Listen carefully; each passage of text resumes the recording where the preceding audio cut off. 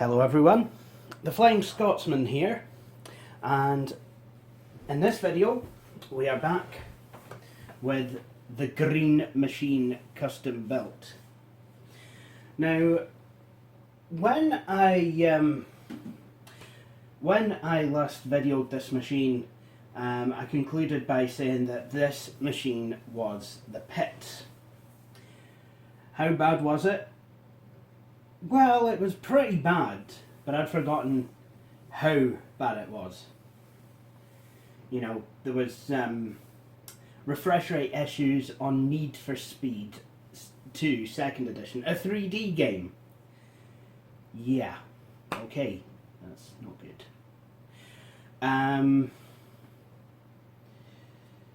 Well, a 2D game, sorry, not 3D. Off to a good start. Start as you mean to continue, Jay. And for that abysmal performance, the onboard SIS graphics took 8 megs of my system RAM to give me that. I did conclude the video by saying that I think it would be a good idea to upgrade the graphics and the sound, and that I also expressed an interest in buying and installing an Ethernet card for this machine. It did have one, but it's one of my ISA cards, and to be honest I would rather keep a hold of those. So well, today I think what we're going to do is we're going to actually try and make the system a wee bit better. So, what are we going to do then? Well, first of all, the most needed upgrade is the graphics card, and this was kind of a tricky one because this motherboard does not have an AGP slot. A lot of Super Socket 7 boards didn't. So I had to go looking for a PCI card, and in here I've hopefully found one, an NVIDIA Riva TNT2. Guessing it's the 32 meg version, and it's a PCI version of the card. That means it cost me probably double the cost of what it would have otherwise cost. The AGP ones tend to go for under a £5. I paid 11 for this PCI version. We also have, and it probably won't work thanks to static, I don't know how, yeah. See these pink bubble wrap bags being used an awful lot to carry expansion cards and components. We have a replacement sound card, Creative Labs Sound Blaster Live 5.1. It's the same one I have in my Dell Dimension 4100. They're good cards. They're basic, but they work. And hopefully it'll give this machine some slightly better sound. We also have a network card. Now this is basically a very cheap basic card. It's an SIS 900, but hopefully it will do what I need of it. And you might be wondering, what am I doing putting Ethernet on a Windows 98 machine, especially given the recent worries with WannaCry and the potential of older machines to at least be a carrier of that virus? Well, this machine is actually going to be used for something called Retrofest. Now, old time viewers of my Blue Planet 64 channel will remember that Retrofest was something that I had set up with my local disability charity, and you know, basically what we were going to do is have like a retro gaming thing, you know, so got consoles, old machines, what have you. But they unfortunately, because you know we had such limited space and what have you, and you know, lots of things going on, Retrofest was unable to take place. So we had the stuff, it basically just satin white. But recently there's been talk of it actually being started now that we've got more space. And, we hopefully will be going back on this channel and visiting some of the machines. Some of the machines that we originally got. Now, this machine being a Super Socket 7 AMD K62 with an odd clock speed of 380 megahertz, I forget what the amount of RAM is. This fits right in at home as a late 90s retro biff about machine. Or hopefully it will do if these upgrades take. So, you're probably thinking, but gee, you've not actually answered my question about Ethernet. You just kind of went on and rambled a load of old pish. Get to the point. Okay. The reason that I'm putting Ethernet in this and all the Retrofest machines is quite simple. Multiplayer games. See, back in the olden times, we used to have this thing called LAN parties. Now, they still make LAN party cases and what have you, and people still talk about them. But online multiplayer and the advent of fast and super fast broadband and fibre and what have you, basically has made LAN parties almost obsolete. And to be honest, there's a lot of games, a lot of modern games that I don't even think you can connect them up and play locally. I mean, you could, but you'd still have to go onto the servers and then you'd all be sat in a room connected to a central server somewhere else. And a lot of people, unfortunately, nowadays prefer to stay at home. People don't have the time that they used to have to be able to invest in, taking down their beloved gaming machine, drive it in a car to a scout hut and, spend a day frag festing with friends and what have you. But it's a shame because I've never actually been to a LAN party. That is a crying shame actually, because I'm pretty sure it would have been fantastic. It's I know it's a bit of a sin, but what can you do? But I'm hoping to be able to revive the spirit of the LAN party with machines like this and games like Unreal Tournament 98 and Need for Speed or the original Grand Theft Auto. Lots of games from the 90s do support online support local area network multiplayer. So that explains the network card. So let's just kind of plot that off to one side and we will get started actually installing some of these parts. Now, I did nick the jumper out of the hard drive for the Gateway 2000. I was experimenting trying to get drives and stuff working with that. So I will need to attach a jumper.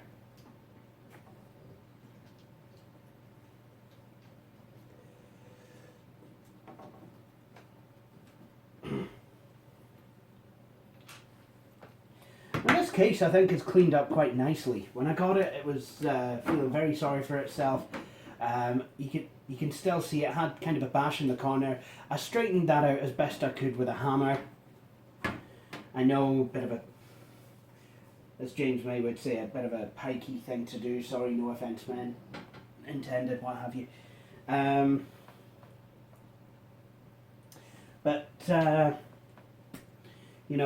it's kind of worked. The machine at least looks presentable now. Okay, so the first thing I want to do is, I just want to check the hard drive. Make sure it's correctly jumpered. Because it's no good doing these upgrades if I've not properly set up the hard drive. Now, is it?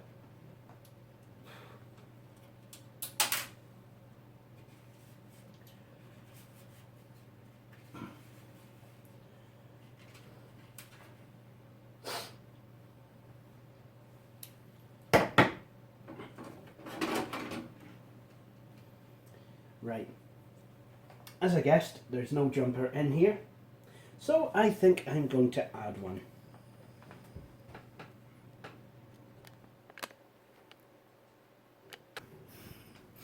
Something else I forgot to talk about that I bought for this system, I bought a wee case fan. Now this is just like an 80mm fan, but hopefully it'll be enough for this case. Now, a system like this doesn't really need much airflow, but I thought I would add it anyway. And as another bonus, some of you are not going to like this, but this fan has blue LEDs in it. Now, you might think, oh, way to go, Jay, chav up your system, it's not the mid-2000s anymore. Or, you know, some of you more clever people might be like, hey, mid-2000s cold, they want your computer back. However, the light's not going to be shining blue. If, let's see if I can actually show it here. If you see on this panel, you'll see there's a cutout that says iCute. Now, what I hope will happen is that will be illuminated. The fan will shine through the iCute logo and then come out through the green translucent plastic as a nice kind of a teal colour. And it'll just kind of add a wee bit of pizzazz to the system. Now, if I'm going to do airflow, I'm going to do it right. So, as this would be an intake fan, I want it to blow in the way. But because it's a cheap fan, there doesn't seem to be any arrows indicating the airflow. So, I'm actually going to have to do this manually. So what I have is my power to 240 volt to Molex adapter plugged in, the one that I use with the USB to ID and SATA hard drive kits that I get. And hopefully that will provide the power needed to power this fan up, and then I will be able to actually test the airflow, which way the fan blows. At my point, and I didn't even know it. Now, right, let's see if I can get this to go. I hate plugging things in when they're plugged in.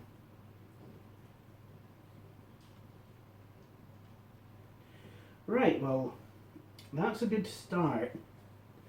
I'm getting hee-haw. Damn.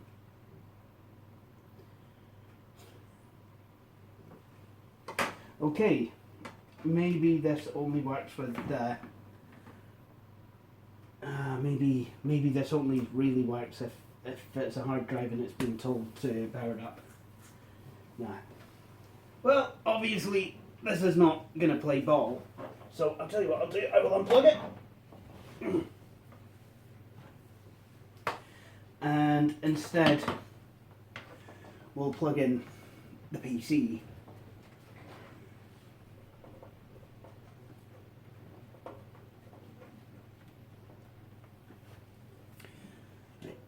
And that's the power switch that I need. So before we do that, what we're going to do is we need to plug it into one of these Molex connectors instead. It does provide a pass-through, but hopefully I won't need to use that. There we go. Right, now, I guess it's time to plug it back in and hope that the thing still works. Yeah, I don't like this case. Oh, well, kind of do. Alright, well, the fan's working now, and it seems, I can certainly kind of feel it soaking on this side and blowing on this side. So it seems that this air is nice and cool. So it certainly seems that the logo side is the blow side. And let's just see how it'll take on the actual case itself. Yeah, a bit of kind of a harsher blue, but I'm sure it'll be fine.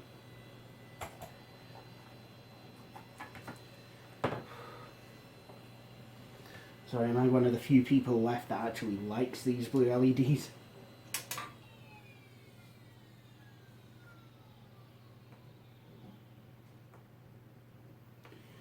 Right, so that works. So now I know which way I need to mount this fan.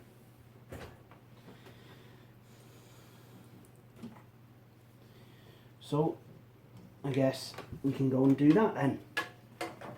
So basically what I need to do is just try and align the holes up. And it's kind of difficult, you know, given that the fan is made of transparent plastic. One thing that I do like is it doesn't seem to be too whiny. So at least, you know, at least I've got that going for it. Right, let's see, can I... Being a fan, you probably want it mounted on all 4 screws.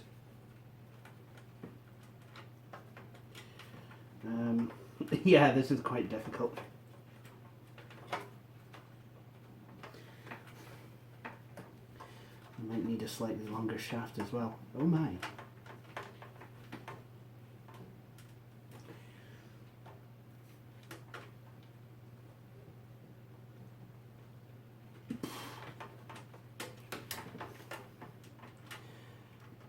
Alright, I think I'm getting it.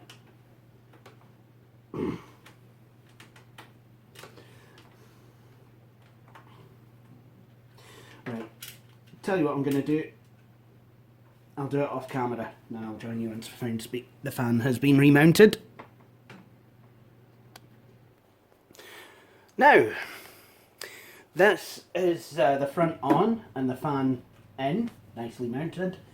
Now it's time to actually think about throwing in some expansion cards.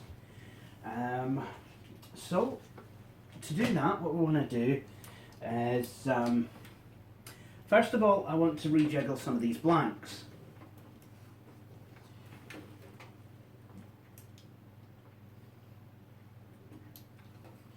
Now this board has three PCI slots and a couple of ISA slots as well. So basically what I'm wanting to do here is I'm going to take the COM2 header, COM2 part, and I think I'm going to put it down here because you know, I think I'm less likely to need an ISA slot than I will a PCI one. However, I've just realised that before I can really do that, I should actually probably fit the other cards and see what light we are. So I guess now is a good time to do that.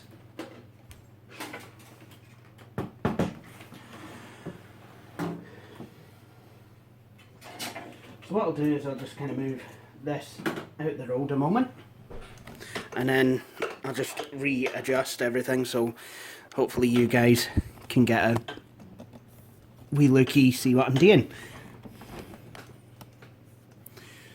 Okay, so here we are inside the machine.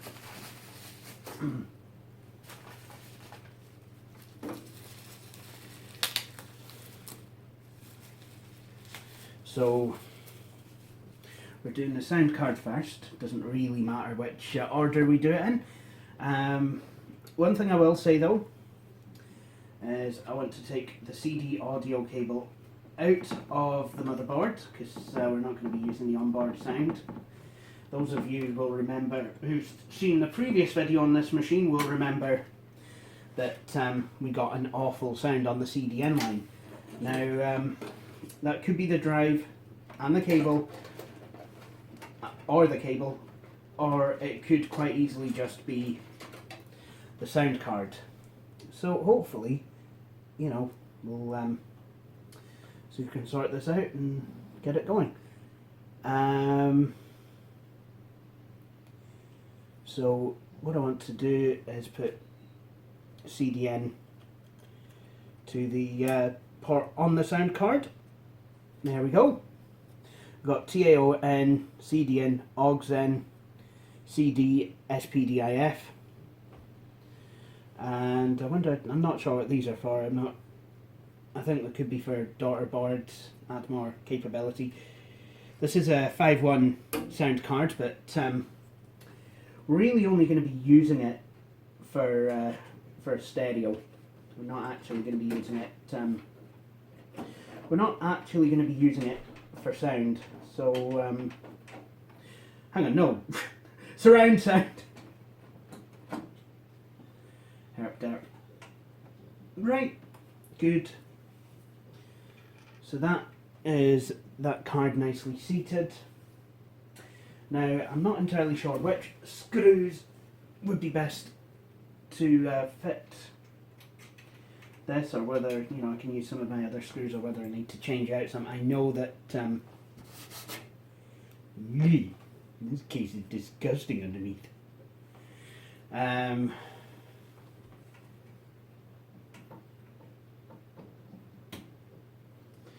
gonna need to wash that.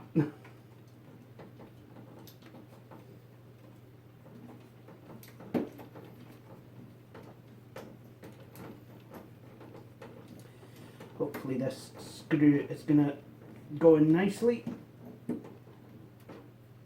Yep, that should just about do it. Excellent. And again, that cable will need to go out the road for at least a few minutes, because I do have a couple of expansion boards to install above the sound card.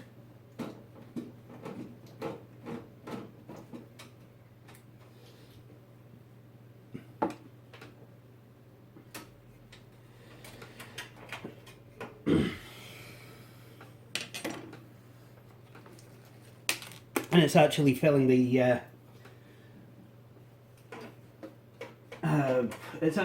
the slot blanks just nicely, actually.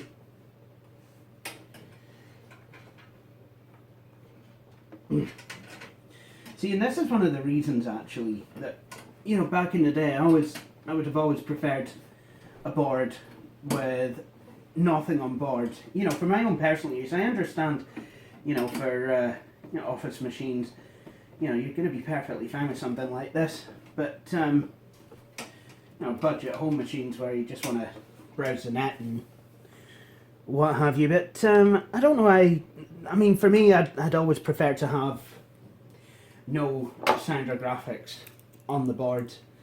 You know, usually it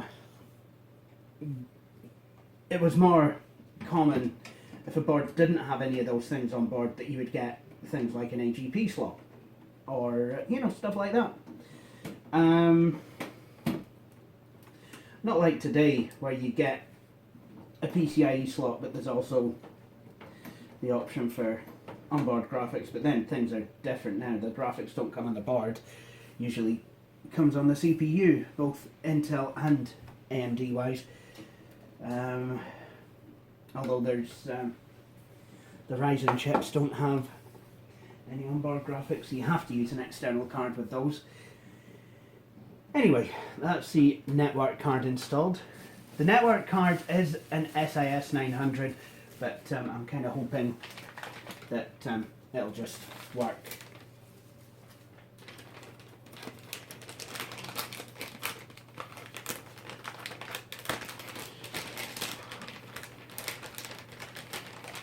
And now for the graphics card.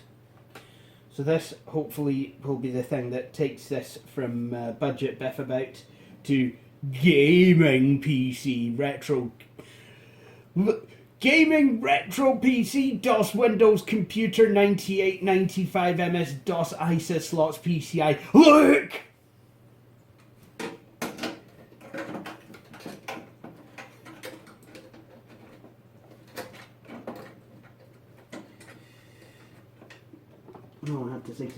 Bloody eBay gougers.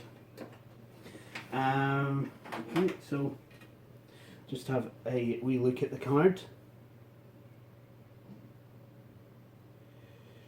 Right, this concerns me somewhat. I am not sure that this is even a PCI card. We have an AGP card, so let's juxtapose the two. Right. See, now here is a slight problem. This is an AGP card. This is an AGP card.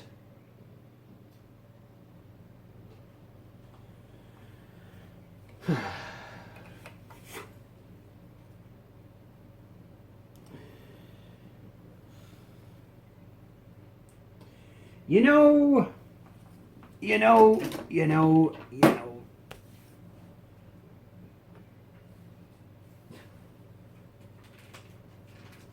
Don't get me wrong, it's a good card to have.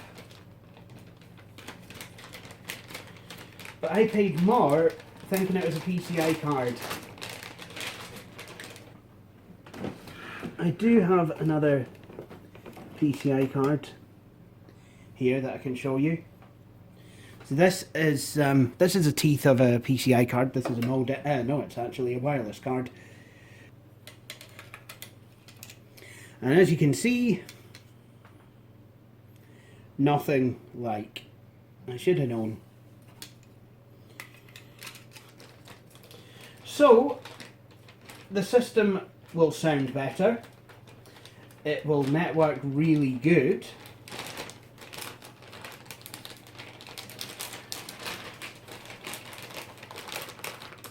But it won't know how to VGA really good.